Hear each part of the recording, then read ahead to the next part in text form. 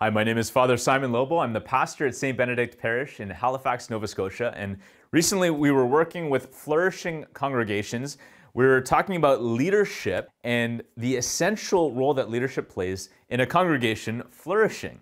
And so I have spoken about vision, priorities, and people. Well, if that's a bit overwhelming, you're thinking, how do I start practically?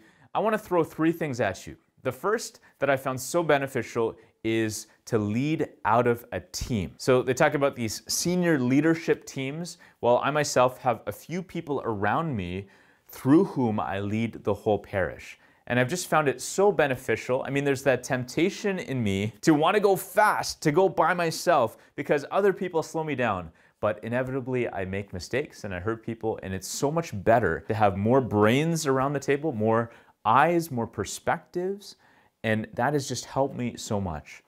There's this great author, Les McEwen, who studied all kinds of organizations. He came up with this model called predictable success, and he said the thing that sets apart the organizations that fail and those that succeed is at the highest level, they are consistently making high-quality, team-based decisions. That's what I'm able to do with the help of a leadership team around me. If you want to learn more about this kind of stuff, one resource that is great is the Divine Renovation Ministry, founded by Father James Mallon. He also wrote this book called Divine Renovation, and it speaks about some of these ways of going about leading from a team. Secondly, is to leverage preaching.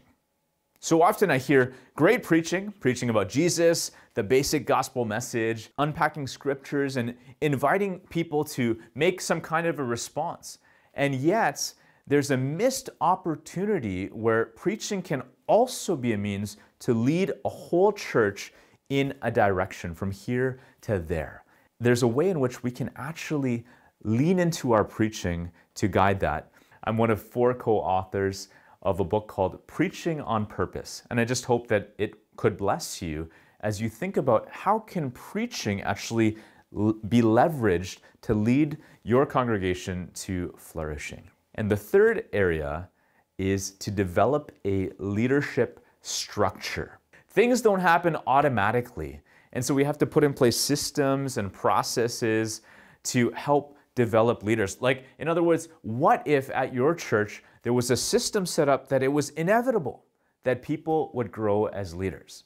Well, we've borrowed heavily from a book called The Multiplication Effect by Mac Lake, and he has all kinds of other free resources, YouTube videos and PDFs you can download that can help in building the structure, developing pipelines for leaders, looking at core competencies, other values that will help build the kinds of leaders that your church needs to really flourish. And what's so great about this is there doesn't have to be just a few leaders who do everything, but there can be a large swath of leaders who feel developed and equipped and ready to join you in serving the vision and mission of your congregation. So I hope that these areas to lead out of a team, to leverage preaching, and to develop a leadership structure can really be of benefit to you as you lead your congregation to flourishing.